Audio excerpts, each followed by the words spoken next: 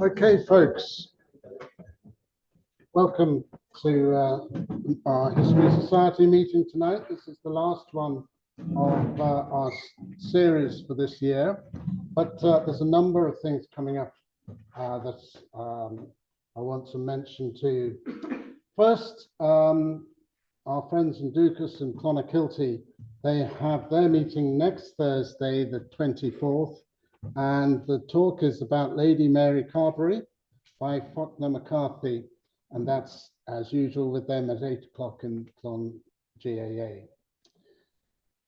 For quite a long time, the Society has been working to get a memorial for those who were killed in the First World War from the area here. There were over 40.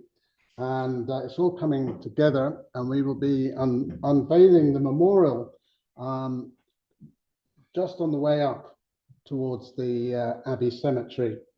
And we'll be doing that on Saturday, May the 31st. Jerry White is going to be along and give a talk. He's the expert on the First World War. So that'll be good to have that done, and we're also printing a small booklet with all the names and where they're from in the area and where they died and so on. So that's Saturday, May the 31st. Then, as usual, we have an outing, and that is going to be on Saturday, the 7th of June. We're going to go to Barry's Court Castle and then on to Lismore, taking in the cathedral, the gardens at the castle. There's an art gallery there. Also going to the Heritage Centre in Lismore. All these things you'll be getting more information later on. And then the final thing, the conference we're organising on William Thompson, very significant local figure, not very well known, but still of great significance, not just for us locally, but internationally as well. And that we're having a conference on Saturday, the 5th of July here in the hotel.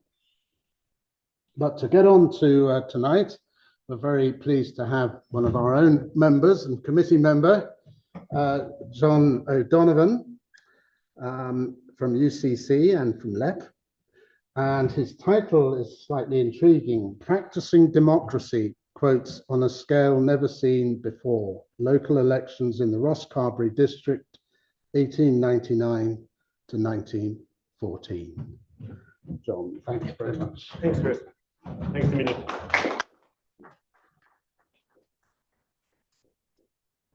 And thanks everyone for coming. I know it's, the night that it is, there's, other clashing services and so on and so forth. So I'm very grateful for everyone for showing up.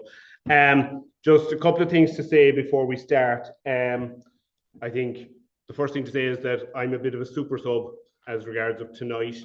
When we were setting out the program last September or October, I think it was, we had another speaker in mind for this slot.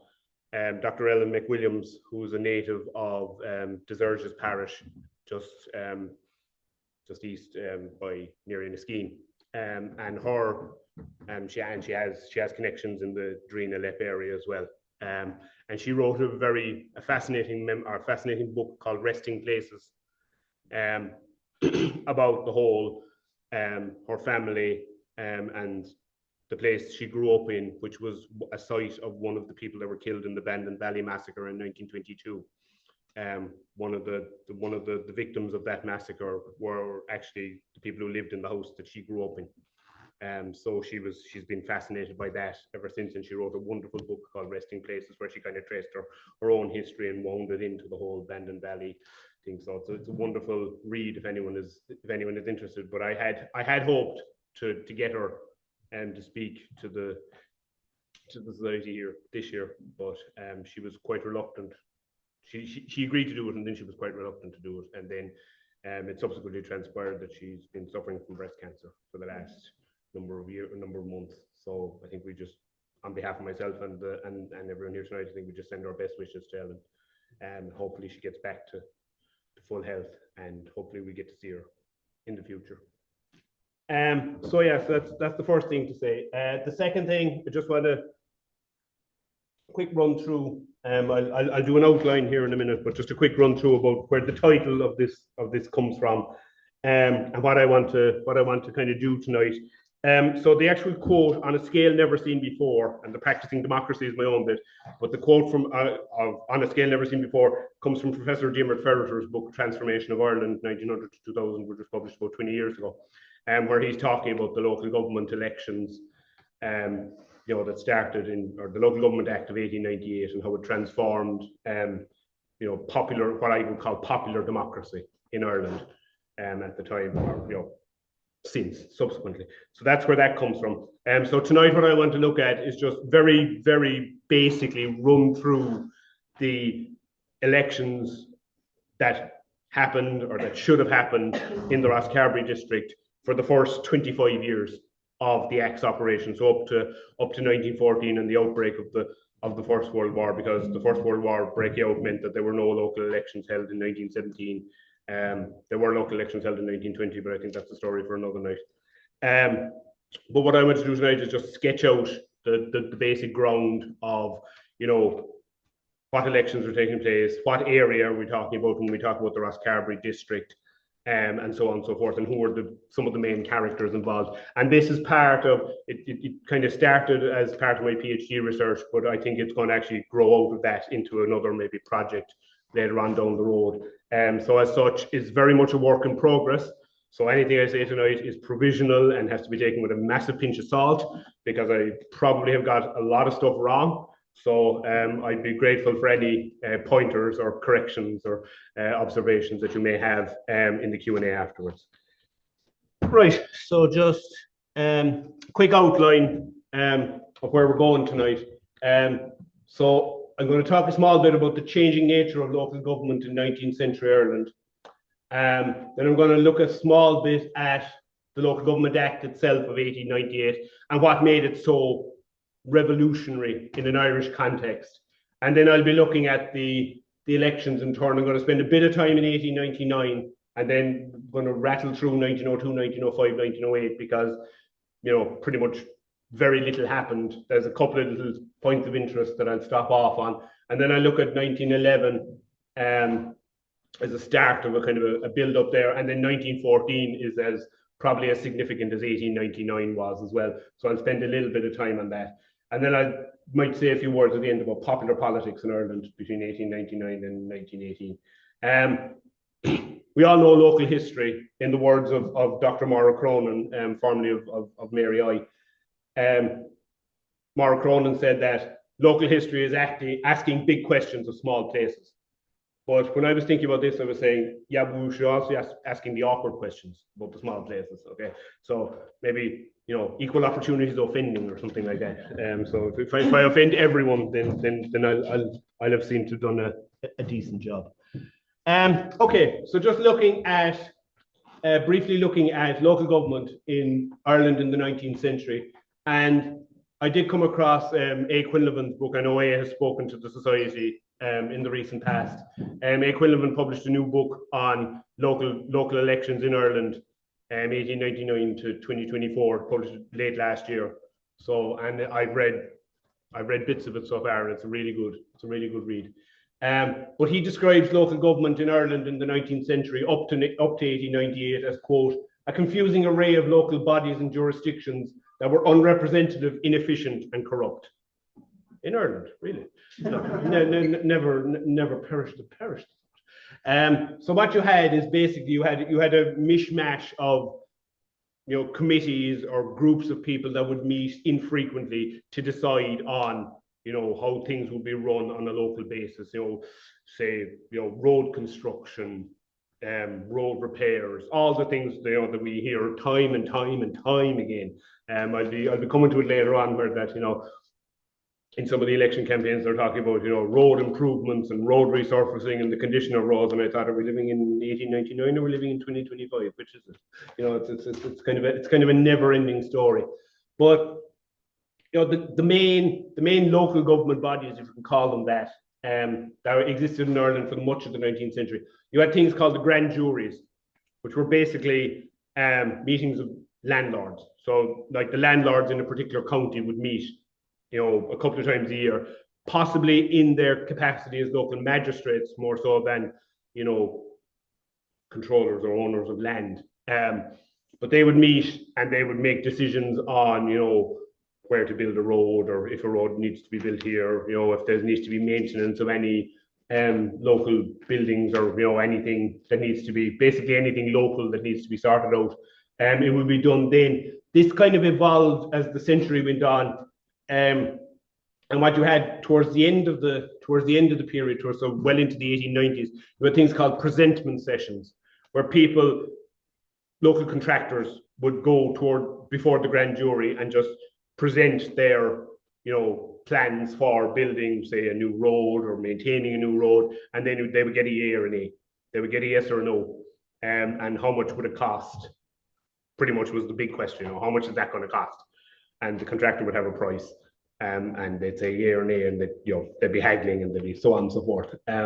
So that's pretty much what presentment sessions were, and that kind of style of getting things done at local level kind of persisted and kind of became more formalized after 1898, and I'll talk a bit more about that in a minute.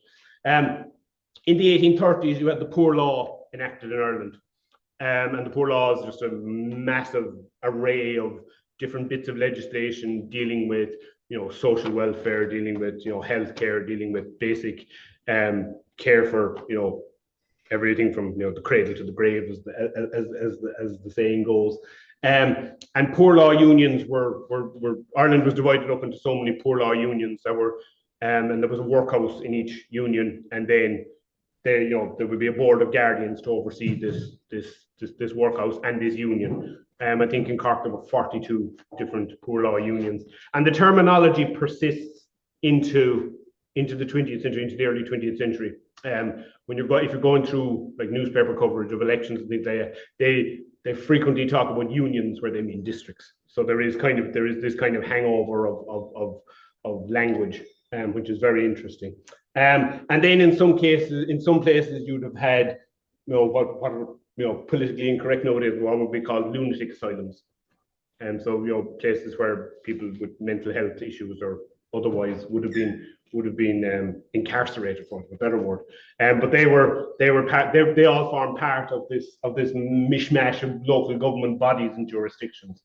Where elections did take place, and particularly from the 1870s on, there was a kind of a gradual, very, very slow process of democratization where some boards, or some like poor law union boards of guardians and things like that, would be opened up to competitive election. The electorates for those were very, very small. They were usually the parliamentary franchise in a particular area, in a particular county. And the parliamentary franchise was based on age, was based on property qualification, was based on a number of other things that kind of disenfranchised 90% of the population. The majority of the electorate were landlords, with some large tenant farmers represented as well. That kind of changed as the Franchise Acts of 1884 kind of widened out the franchise a small bit. So more and more people got the vote, but even so, it was still a very, very small percentage of the population overall. Politically, all these boards were dominated by pretty much unionists, nationalists, so followers of Daniel O'Connell, followers of Parnell, early followers of Parnell in the 1880s. Didn't get much of a look in until the boards of guardians started becoming a bit more democratized in the 1880s and the 1890s. And then you see there is a kind of a, a wellspring of sentiment kind of builds up and up and up.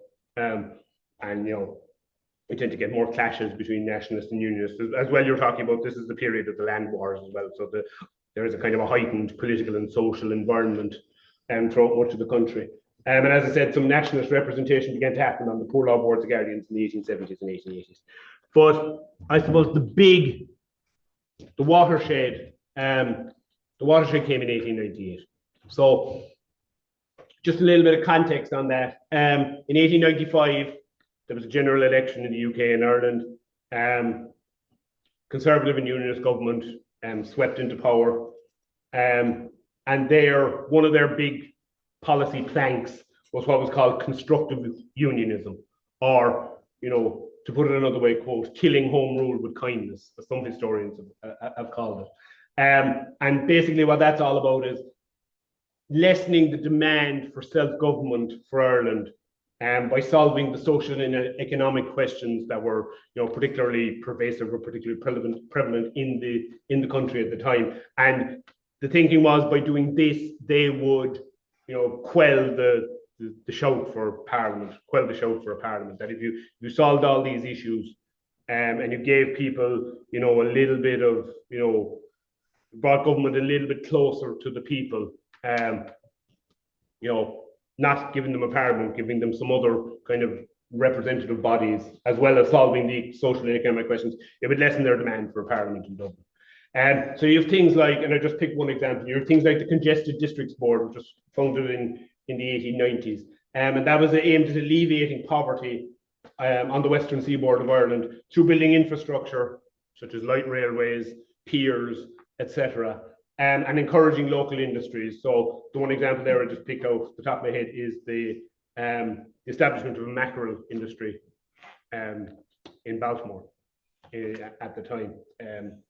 And so you had all these kind of local industrial initiatives or local enterprise initiatives to kind of see can they build up the economy in different ways. Some of them succeeded for a time, a lot of them failed. The Congested Districts Board did survive up until 1923 pretty much. So it did do some good work. You can see, like even today, you can see the kind of the remnants of some of these schemes. If you go to some secluded coves, like I'm thinking like kind of west towards Ballyhob, you go down a couple of the laneways or the borings off the main road towards the sea, and you come to this pier, and you say, "Geez, I never knew this pier was here." And you look it up. You look it up later, and you see, "Oh yeah, that was built around the time of the Congested Districts Board." So it was all these kind of self-help schemes that were initiated. Another thing the Conservative government wanted to do was reform the financial relations between Ireland and the rest of the UK, and that was to try and stem criticism that Ireland had been financially drained over the course of the Union so since the Act of Union in 1801. And there was a committee on financial relations set up in the mid 1890s to report into this. And looking at the newspaper coverage at the time, even cursorily, in 1899, just on the eve of the local government elections, you can see that this report is still big news. Okay, it's still a big news story. This report on financial relations between Britain and Ireland. Another context, and more immediate context, is that the Conservative government had reformed the local government system in Britain a couple of years beforehand. So there was a kind of a clamour, or there was a kind of a thinking that, well, we've done it in Britain, why not do it in Ireland? Just another couple of contexts as well. Irish nationalism, the Irish Nationalist Party was in flux at this time in the 1890s. It is split after the divorce case, the divorce crisis surrounding its leader Charles Stewart Parnell, who died in 1891, and there was just complete chaos, if you want a better phrase, in the country among nationalists in Ireland from 1891 up to roughly 1898, 1899, 1900. this gave rise to other different movements in the country. You know, the language movement through the Gaelic League. You had the labour movement, a revival of labour movement, particularly what I would call, or what has been called, rural labour. So, you know, labourers, probably some people might call spalpeens, so wandering. They might have been tenants that had holdings, and they would have been evicted off their holdings, and they would be subsisting on by hiring themselves out as labourers, and living pretty much at the mercy, or throwing themselves at the mercy of the local large tenant farmers or medium-sized tenant farmers. An organisation called the Land and Labour Association was established in 1894 in Tipperary to kind of represent these people, and to represent this kind of you know, unrepresented constituency. Pretty much up to that time, there had been other organisations kind of popped up here and there, particularly in Duhallow and other parts of Cork. Duhallow, Mid Cork, I think, were two major centres at the time. But these movements just appeared, and then they disappeared just as quickly as they appeared. But the Land and Labour Association was established in 1894 to represent these people, and to get, you know, to ameliorate, or to agitate for amelioration of the rural labour. And there's a gradual decline, it's very gradual at the start, gradual decline in unionist political power in Ireland, especially in the south of Ireland, from the mid 1890s onwards. So that's just a little bit of the context. Now we're just going to have a look at the actual, you know, major act itself, and what it did, and some of its effects are still with us today. So the Local Government Act, or the Local Government Ireland Act in 1898, it abolished grand juries, and in its place it created county councils, rural district councils, and urban district councils, and it also reorganised the municipal corporations, so Dublin Corporation, Cork Corporation, etc. And these were also reorganised under the Local Government Act. Poor law boards of guardians were brought under the aegis of the Local Government Board. So the Local Government Board was created to oversee all these new councils, based in the Customs House in Dublin. And the poor law boards were brought under the aegis of this board as well. All councils and boards were elected for a 3-year term. So there would be elections every 3 years, starting in 1899. The electorate increased, so everyone, all men over the age of 21 were given the vote, and all women over the age of 30 were given the vote. In 1899, it's estimated that 35% of the adult population had the vote in local elections. Somewhere around 800 to 850,000 people had the vote in 1899, which is huge. It's nearly a 100-fold increase on the electorate that was there, say, in 1895. The electoral map of Ireland is redrawn. You had what were called district, or what are called district electoral divisions. I think they've been renamed since, but they're the foundation stone of local government in Ireland. And what they are basically is groups of townlands. So, you know, you'd have around here, you'd have the Rosscarbery district electoral division, the Rosscarbery DED, the Derry DED, Clonakeen DED, Sri Lan DED, Connacht DED, etc., etc. And they're the foundation stone for electing, particularly electing people, electing rural district councils. The bedrock of those elections are the DEDs. Groups of those DEDs these DEDs are then grouped into, I'll put up a map shortly, it's not a very good map, but it'll kind of explain a little bit more. And then collections of these DEDs are formed into what were known as electoral divisions, the council electoral divisions, which would elect one representative onto the county council. And there was 32 of those in the county. There was 32 electoral divisions. I can't remember how many DEDs are in Cork County. Sure. Somebody might know that. County electoral divisions are used for the county council elections. Rural district boundaries coincide for the most part with the boundaries of the poor law unions. So here in Rosscarbery, this would have been part of the Clonakilty rural district. So people who are elected onto the rural district council would go to Clonakilty for meetings. That stopped, I think, in Connaught.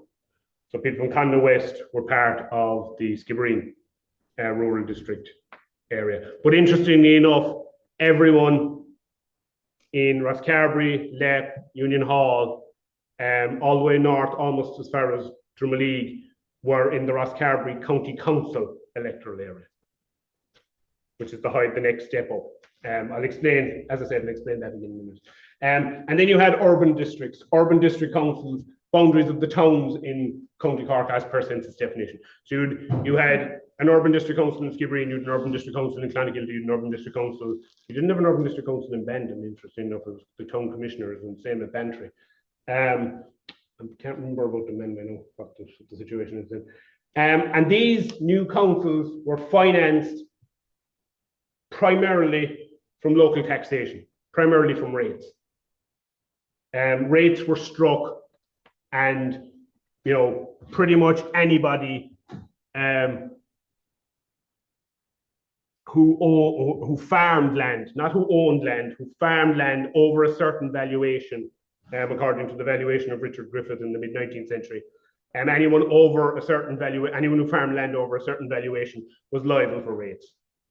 And rates would be struck annually, but the interesting thing here is, so the county council would strike a rate, the rural district council could strike a rate, the poor law union could strike another rate, so you could be paying three different rates, at least three different rates, 4 if you were in an urban district. And these rates, range from 6 pence to 20 pence in the pound. So you're talking about fairly hefty. And a lot of these rates, especially on county councils, were raised to pay for road building and so on and so forth, infrastructure projects pretty much. And local rates would have been levied for various and varied things.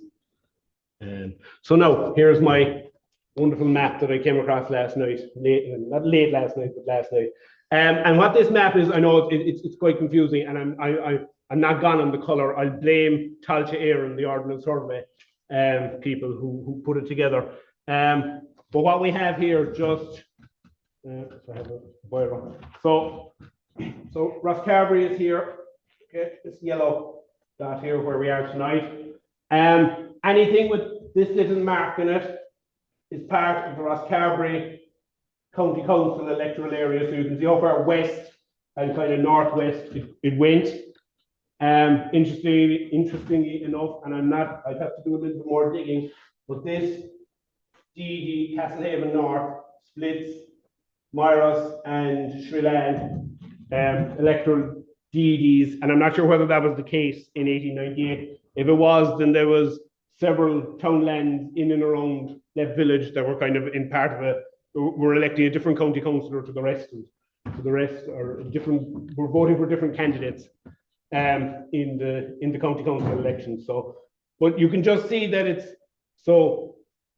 And just to explain again, so this is the westernmost boundary of Clonagilty Rural District Council area, and then everything west of that is Skibbereen Rural District Council area. So voters in Connaught, in Leap, in Union Hall, and so on, were voting for a county councillor for the Rosscarbery area and rural district councillors in each DED, 2 in each DED, to go and sit in Skibbereen Rural District Council, and then east of that they were voting for probably the same candidates for the county council, but different candidates for rural district councils for different rural district council areas. So it's slightly confusing, and if it's slightly confusing now, you can imagine what it was like in 1898 and 1899. I think a quote I came across from the historian F.S.L. Lyons, who wrote in 1971 that the 1898 Act created, quote, a democracy of farmers, shopkeepers, and publicans. No mention of the ordinary working people. And that was pretty much the case. Right. So we'll rattle through a few of these elections. So first polling in local elections happened in April 1899. Subsequently, polling for the county councils and the rural district councils was moved to late May, start of June.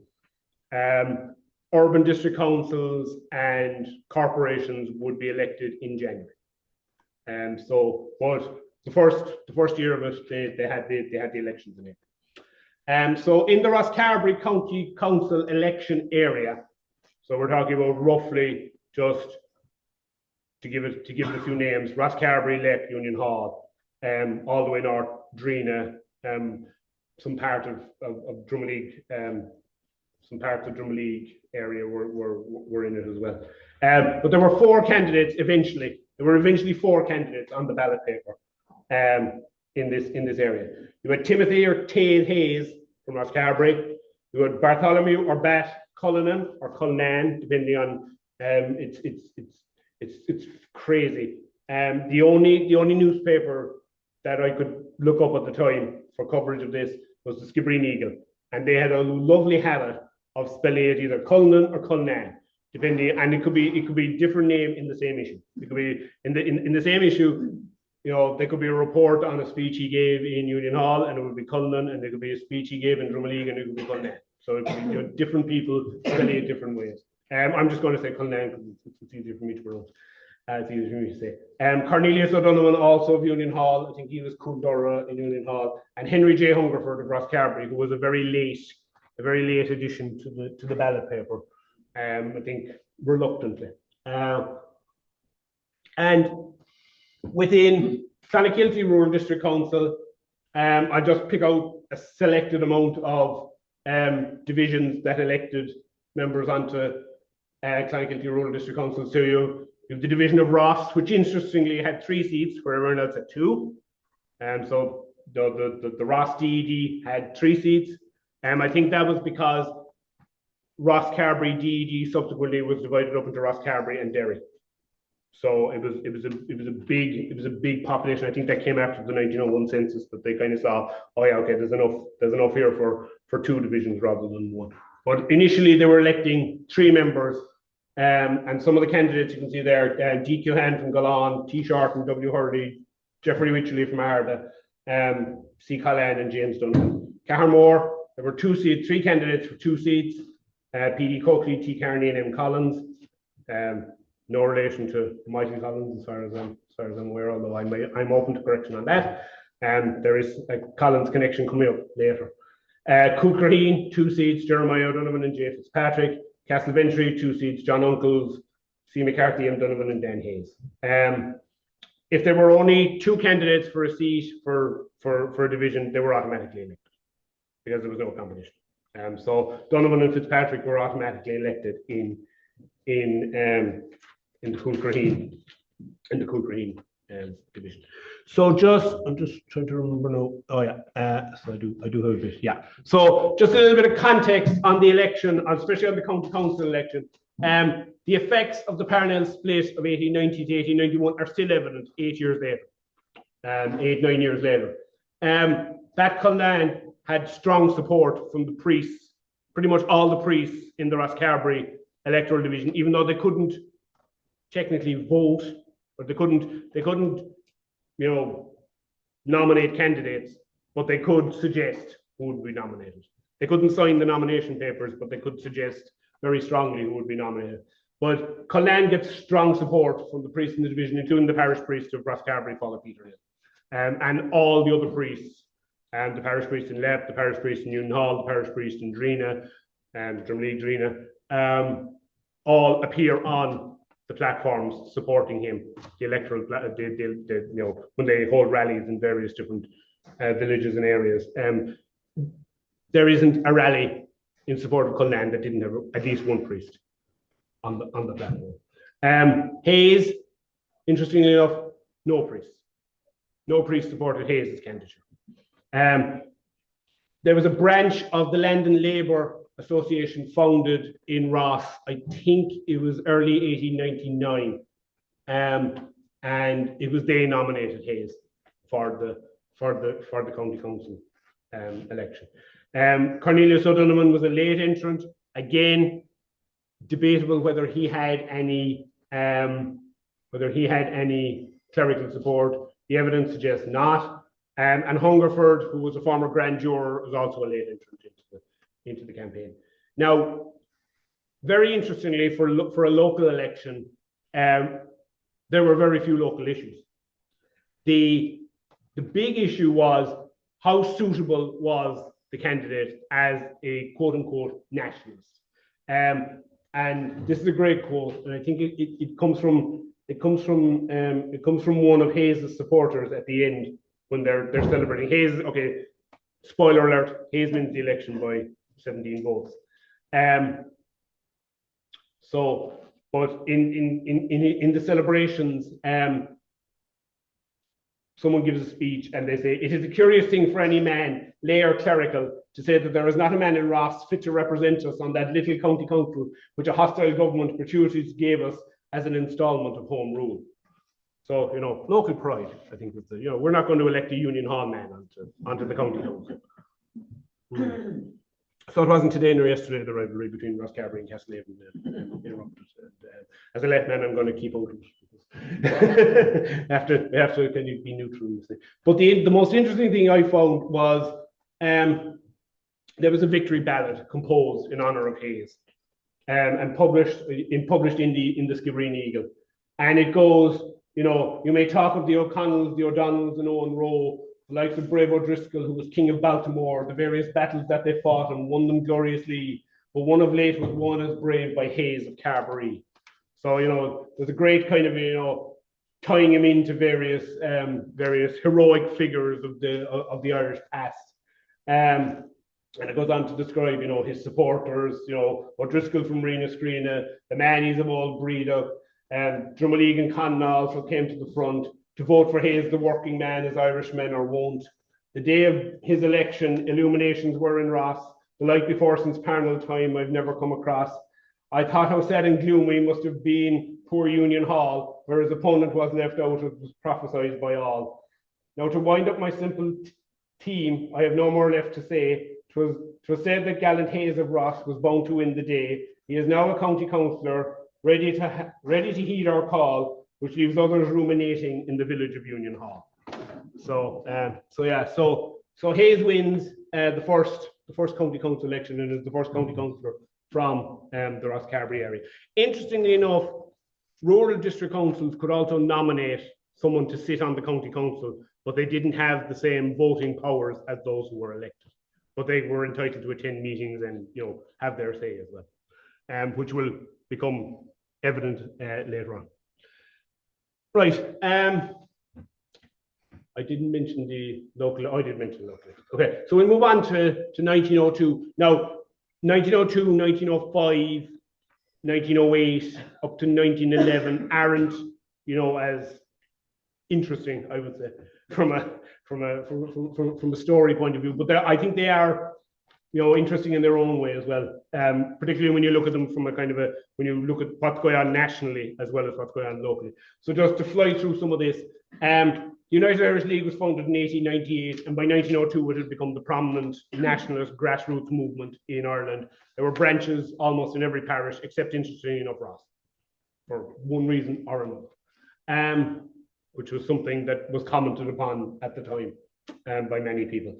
There's a revival of the Irish Nationalist Party, so the Irish Parliamentary Party at Westminster reunifies in 1900 and wins sweeping wins at the 1900 general election. So you have the Irish Parliamentary Party in Westminster, you have the United Irish League on the ground in Ireland, and they are unified as a group. The UIL is kind of people who are seeking to become members of the Irish Parliamentary Party or get elected to Westminster on the Irish as members of the Irish Parliamentary Party have to be endorsed by the UIL at conventions and at local conventions. So that's where that kind of connection comes from. And as we'll see in a while, that connection kind of breaks later on.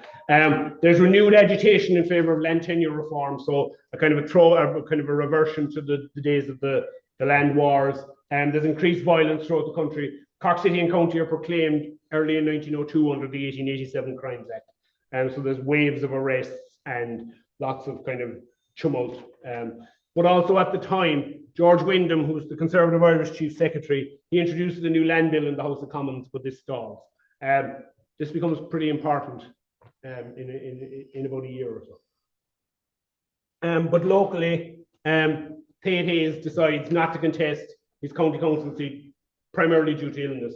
He writes a letter to the Southern Star, which is published on the 10th of May 1902. He says, owing to my present state of health and to the fact of my business being neglected for the past 3 years while attending council meetings in Cork, I cannot accede to the pressing requests of my numerous friends to allow myself to go on for another term. I trust I have given satisfaction during my term of office.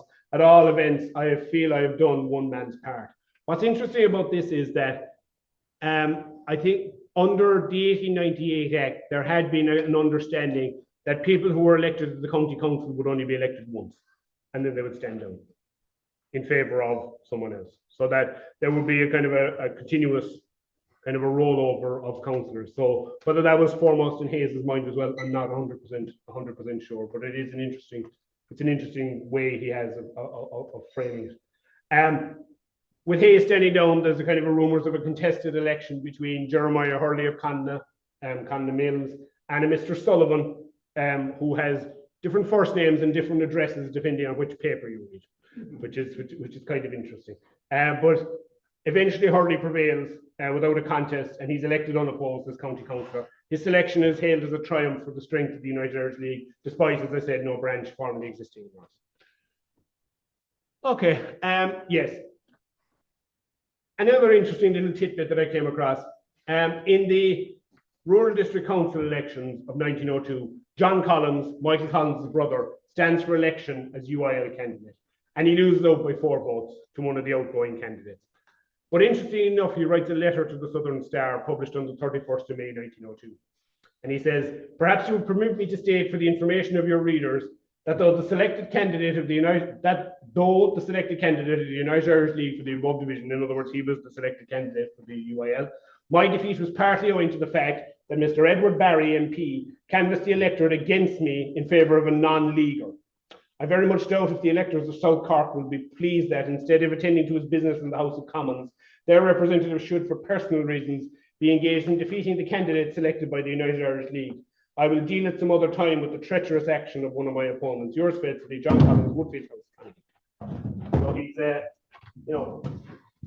few barbed comments, shall we say, in the direction of the sitting member of Parliament, Edward Barry from Newmill, who was elected in the general election in 1900. So there was a little bit of tension between the Collinses and the Barrys in 1902. Collins, interestingly enough, we'll come back to him. He doesn't contest any more elections until 1911. So just quickly, we'll run through a few more elections while we're at it. 1905, the elections of 1905 are pretty much peaceful on the whole. The contexts are kind of interesting. In 1903, the Wyndham Land Purchase Act becomes law, which is a major piece of legislation giving tenants a chance to purchase their farms with loans from the government, which transforms the whole land tenure question in Ireland, and the rate of take-up of the act was, unsurpassed in Irish land history. A victim of its own success, as we'll see later. But there's also political fallout from this. The founder of the United Irish League, Malaman William O'Brien, quits the movement, leading to a period of schism between UIL branches, mostly in Cork, and the leadership of the league based in Dublin. We'll come back to that. There's a Wyndham, who's buoyed by the success of his Land Act, goes on then to kind of consider a scheme for devolution in Ireland, which is a scheme for partial transfer of government power to an elected body in Dublin. This is leaked. There's absolute outrage among unionists, and Wyndham eventually resigns as Chief Secretary in March 1905. In Cork, locally, there is a legislation brought forward from the House of Commons to create a connecting line from the Lower Glanmire Road station, train station, or Kent station as we know it today, to the Albert Street station, which was the terminus for the Cork Bandon and South Coast Railways. That's eventually successful, and it creates the bridges we know today as the Clontarf Bridge and the Brian Brew Bridge, those metal bridges, one by City Hall and the other on the other side. They're a result of that. But there is massive campaigning for this bill, in favour of this bill in Cork. The Bishop of Ross, Dennis Kelly, leads a delegation of West Cork people to London to testify before a parliamentary committee examining this bill. And also internationally, You have an outbreak of war between Russia and Japan, which leads to an outbreak of revolution in St. Petersburg in the spring of 1905. Locally, Hurley is re-elected as county councillor unopposed. Rosscarbery and Derry DEDs are created as electoral districts in their own right. So Rosscarbery has 2 seats and Derry has 2 seats, but there's no changes to the representation in either, except they get 1 more councillor extra. Now, 1908. So just very quickly again, just some national news. There's a general election in 1906. It's a landslide victory for the Liberal Party, which results in high hopes that new Home Rule legislation will be introduced, because the Liberal Party and the Irish Parliamentary Party had a kind of very strong connection in the days of Gladstone and Parnell in the 1880s. So there are high hopes that there'll be new Home Rule legislation, but these are dashed pretty quickly. In 1907, there's an abortive bill called the Irish Councils Bill, which basically, it's very similar to the devolution scheme that Wyndham had in 1904, 1905. But this bill is, rejected by, the Irish people at large through, meetings and so on and so forth, and newspaper comments. And the Irish Parliamentary Party withdraws it from consideration, or withdraws their support for it. And they're challenged briefly then by a new movement founded in 1905 by Arthur Griffith called Sinn Féin. And there's a couple of by-elections, I think one in North Leitrim and another couple, I think one in Kilkenny as well, where Sinn Féin briefly challenged the Irish Parliamentary Party, but this is kind of very, very, very snuffed out very quickly.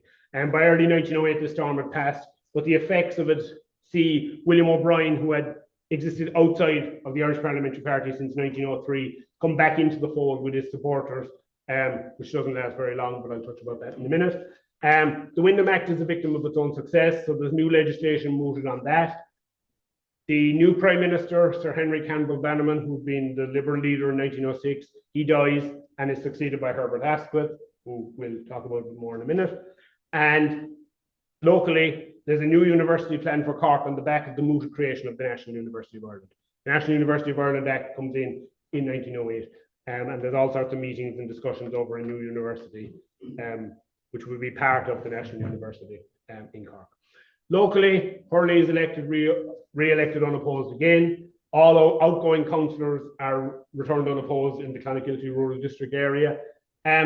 This raises a kind of a question about the strength of political movements in the area. Now, the UAL did start to become active in Rosscarbery in around between 1905 and 1908, but like a lot of other parts of Cork City and County, like a lot of other parts of Ireland, indeed, it's pretty moribund in 1908. The one interesting thing I did come across is that in the Southern Star of the 6th of June 1908, there's an allegation made that no translator was available in a polling station in Clonakilty for the Rural District Council elections to translate the ballot paper from English into Irish. So that proviso had been tacked in, or there had been an amendment to the Local Government Act to provide for translators for people who wanted them. But there evidently wasn't one in Clonakilty at the time of the election in 1908. Okay, moving on very quickly. Now, 1909 to 1911 is time, or 1908 to 1911, there's huge change. There's huge turmoil, there's huge turbulence, not just in Ireland, but in Britain. Starts off in Dublin in February 1909. So the Wyndham Act is a victim of its own success. There's new land legislation mooted to replace it. There's a convention called of the United Irish League in the Mansion House in February 1909. William O'Brien is opposed to this new legislation. He doesn't think it's going to work. He gets up to speak at the new convention and he's shouted down. His supporters are attacked. It's what's known as the Batten Convention. It's probably the most infamous meeting in the Mansion House prior to January 1919. And bet you nobody's heard of it in this room. One or two. But the upshot of it is O'Brien eventually quits the Irish Parliamentary Party and the United Irish League for good. Okay, he's out of it this time for good. There's a mooted launch of a new movement called the All for Ireland League, This is stymied by O'Brien's sudden departure for Italy due to illness. Okay, so he has operations in Italy in the summer of 1909, so he's out of action for a number of months. So that means any opposition to the Irish Party is uncoordinated in the country. A couple of months later, David Lloyd George, the Liberal Chancellor of the Exchequer, gets up in the House of Commons and delivers his famous People's Budget of 1909, which increases taxes on spirits, proposes a land tax for Ireland, and you can imagine the strong reaction to these proposals. In Cork in May 1909, there's a strike and a lockout of many workers, continues for a few months. There's great hardship caused. The People's Budget passes the House of Commons eventually after the summer of 1909, goes to the House of Lords for approval. The House of Lords throw it out. There's absolute consternation and there's a constitutional crisis in the UK, leading to a general election in January 1910, where the Liberal majority shrinks. But interestingly enough, from a Cork perspective, O'Brien, now fully restored to health, comes back. He and his supporters win 6 of the 9 Westminster seats in Cork City and County. So as independent nationals, they're called at this stage. O'Brien's new movement, the All for Ireland League, is formally launched in March 1910. So there's formal opposition to the Irish Party and its new grassroots machine, the UIL, and the ancient order of Hibernians, which has spread south from its Ulster heartland gradually before coming to Cork in around 1911.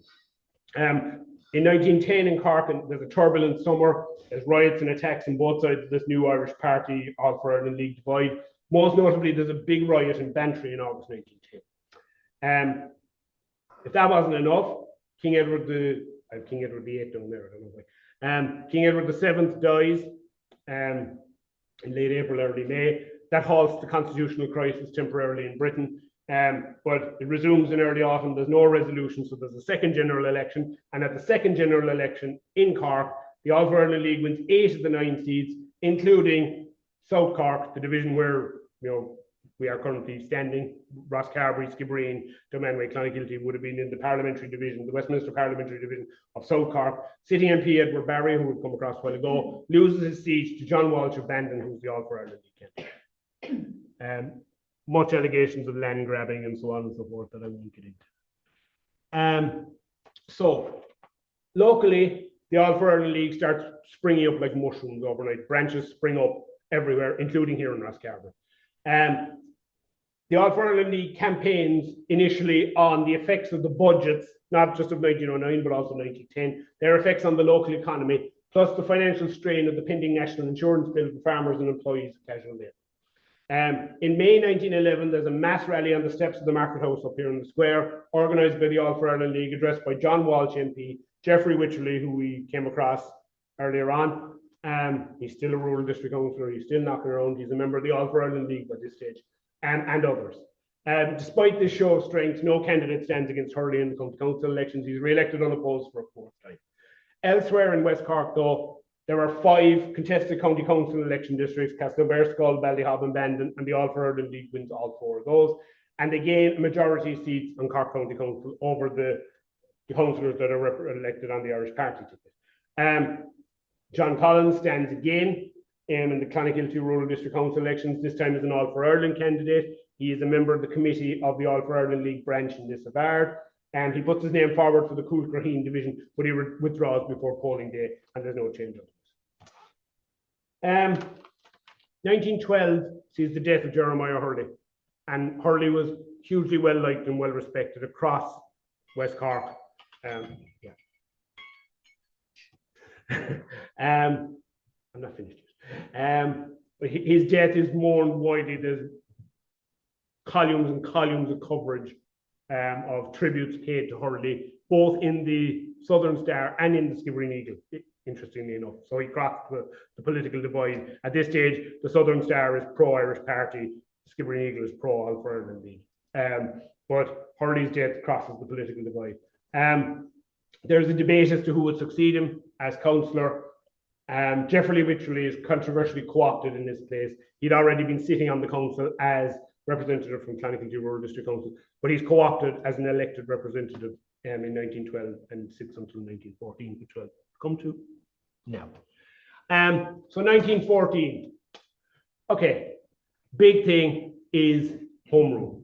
The Home Rule Bill had been introduced in April 1912, and it had gone through torturous passages through Parliament several times, because under the terms of the 1911 Parliament Act, which kind of resolved the constitutional crisis caused by the rejection of the People's Budget, the House of Lords, the power of the House of Lords to veto legislation had been gotten rid of, and it had been replaced with a delay. It could only delay legislation for a number of years. In the meantime, if the bill went back to the House of Commons, passed again, was rejected by the Lords, passed again, it would go into law without having to be gone through the House of Lords for a third time.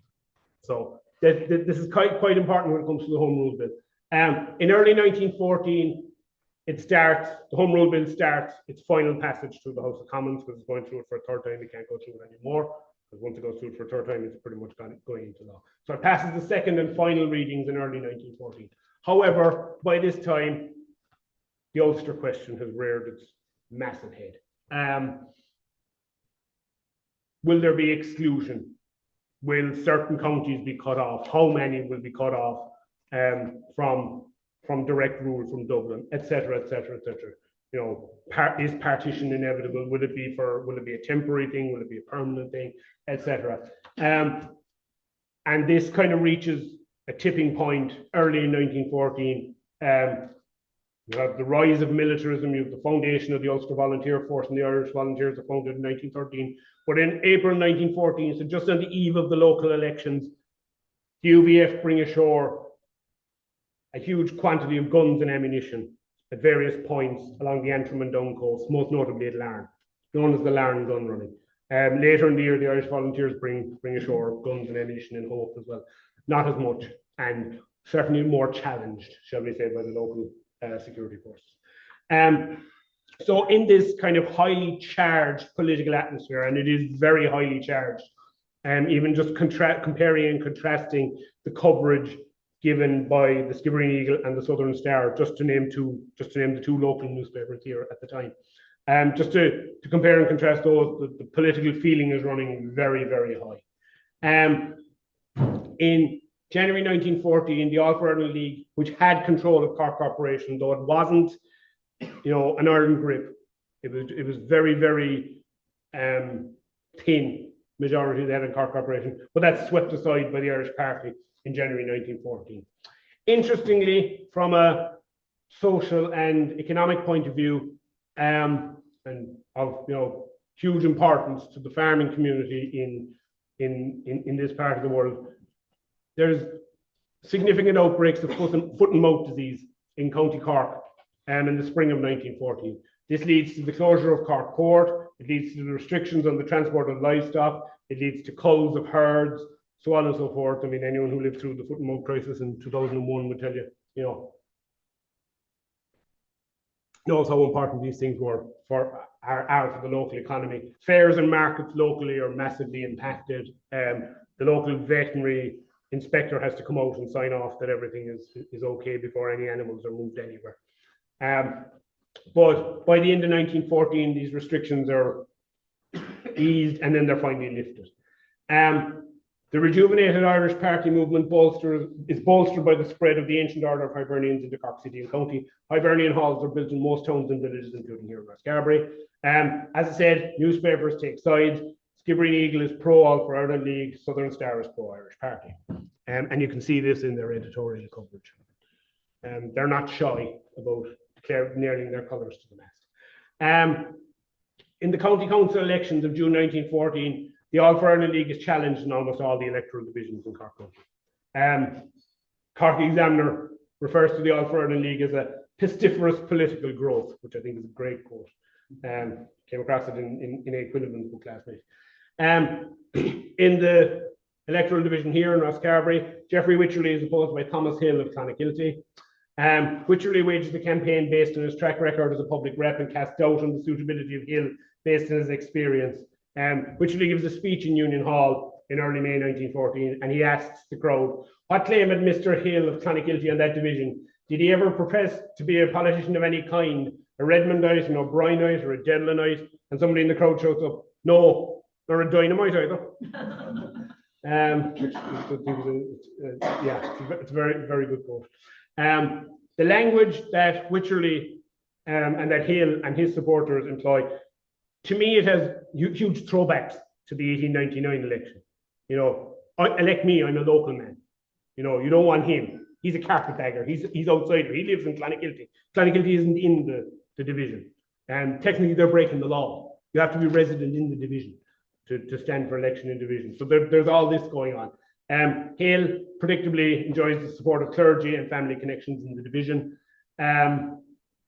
Wycherley doesn't, but he has the support of the local politicians. So he has the support of John Walsh MP, and he has the support of all the other leading figures. He also has the support of the landed gentry that are still living in Rosscarbery, those of them that sold out under the Wyndham Land Act but retain their houses. He still has that support. Significantly, literally the week before polling takes place, the Home Rule Bill finally passes through the House of Commons, and there is huge celebrations and rejoicings countrywide. Here in Ross, came across this from the Southern Star on the 6th of June. The news of the passage of the Home Rule Bill through the House of Commons was received with great delight by the nationalists of Rosscarbery. Headed by blazing tar barrels, the large procession left the Hibernian Hall and paraded the principal streets, cheering for Home Rule, Mr. Redmond and the other nationalist leaders. After singing, the principal nationalists were entertained by Mr. James O'Donovan, where addresses were delivered by Mr. T. Collins and others, and patriotic songs rendered until the small hours of the morning. Like I said, there was a fairly good party that night. The result of the election was a sweeping victory for Hill, 977 votes to 534. The All for Ireland League loses control of the council to the Irish Party, though the Irish Party's majority isn't huge. I think it's like 4 or 5 seats out of 50, so it's not massive. Just a few other things that I came across, and this is just a couple of examples of the differing language that I came across. The one on the left is from the Skibbereen Eagle. Mr. Wycherley is a veteran nationalist who was with the party 30 years, taking a prominent part in every movement for the uplift of the people. And when it was not fashionable and when risks had to be run, he was always found in the forefront of the fray. He was not a political acrobat. He never waited to see how the cat would jump, but forming his own conclusions on what he considered just and reasonable grounds, he carried out his ideas without turning to the right or to the left. So he's an independent man. He thinks for himself. He's not a tiger da have, to use the Irish colloquialism. And then on the right, you have an excerpt from a report on a UIL meeting in Rosscarbery. I just go through and just pick out the salient bit.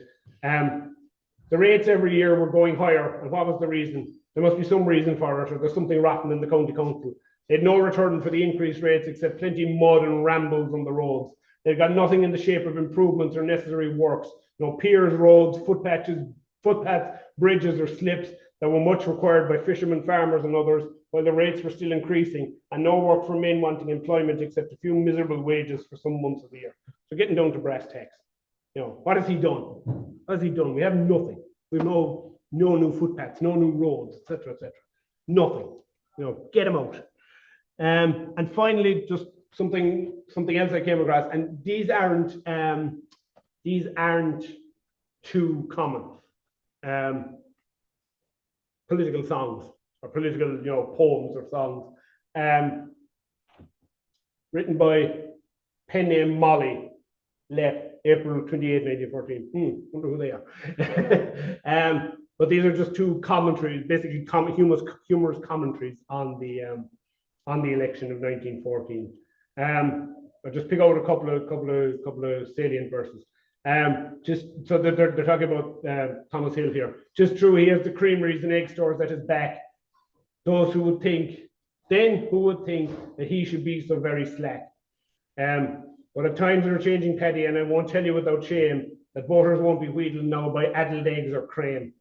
I fear the board of Aaron, that great pillar of the church, will topple down to smithereens when he's left in the lurch. But sure, we did without them in the good old days of old, when brave men fought for freedom neath our flag of green and gold, and so on and so forth. And the one on the right then, but Wycherley will give him a good drubbing, I dare say, when the voters' lists are counted on the next election day. for he never was defeated and he never knew no fear. And then for the gallant Wycherley, let's give a hearty cheer, and so on and so forth. So, they're just two examples of kind of like the popular, songs and stuff. You don't see them printed very often, so like a lot of them would have been lost to oral folklore and stuff. I just, I found those two and I thought they were worth putting in as examples of some of the trappings around elections. So just to conclude, very briefly, just have a look quickly at the rural district council election in the Clan area. McDonald and Tobin elected for Derry, Donovan and Wycherley is elected as a rural district councillor for the Rosscarbery division.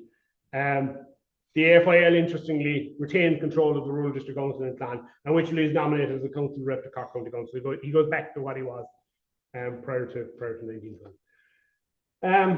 Nearly there now. The biggest upheaval obviously comes, on the 3rd of August 1914, when Britain declares war on Germany, triggering the outbreak of the First World War. And then you lead into 1916 rise of Sinn Féin, eclipse of the Irish Party in December 1918, the War of Independence, and the 1920 local government elections. But I think that's a story for everybody. Yeah, that's it. So thank you very much. Questions, comments?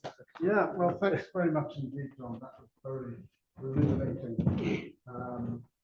Questions or comments? I suppose you find it a bit interesting that the electorate went against the church. Yeah. I thought the church would be back in Father Hill like that because if they felt. Yeah. I thought, and that's, and there's definitely a hangover from the Parnell split times in 1899. I definitely think that, there is this kind of attitude that, well, the church should, they should be, we listen to them on the questions of faith and morality and all that sort of thing, but we won't listen to them on politics. Pretty much. We'll do our own thing when it comes to politics. That didn't last very long. By